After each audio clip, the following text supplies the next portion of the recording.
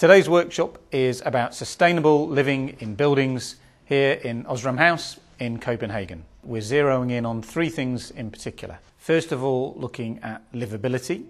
And interestingly, we've got an anthropological focus, trying to understand what do people feel about their homes, and in particular how one unlocks the fact that what people tend to like about their home is routine, the fact that they're in control and they can manage virtually everything that happens.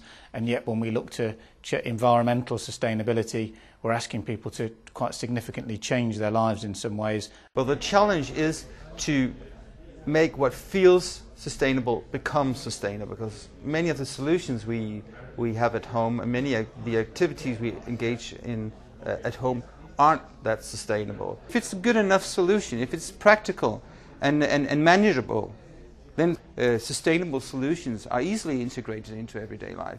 Then secondly, we're going to be looking at costs and benefits, understanding how we measure value against price in trying to meet environmental and other sustainability indicators. Life cycle assessment is a methodology that allows you to quantify indicators of global environmental issues related to a product life cycle. Life cycle means that you look at the acquisition of raw materials, at the production of the products, at the use of the products, and the end of life, meaning after using the product, what happens to it. You can apply the same principle, the same methodology to also looking at cost and at income. Then you're talking about an economic life cycle assessment. We know this from printers you have in the office. The cheapest one maybe is on day one until the first half year, the cheapest one.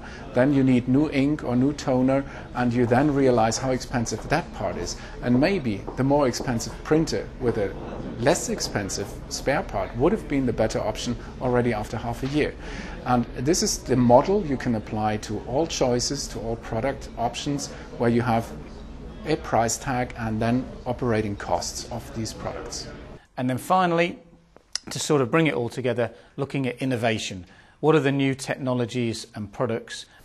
I mean, design is where you actually make the frames as an architect or designer for people's life. So I mean, that's a direct consequence between what we design and how people's life is being lived. Well, we heard some great examples today actually about how applying the sort of thinking that was discussed today can improve people's lives. And the one that struck me most was a school that had been designed to the highest environmental performance standard, but also with an eye to helping make the learning environment as good as possible. And kids were learning 20 or 30% faster than in poorly designed schools.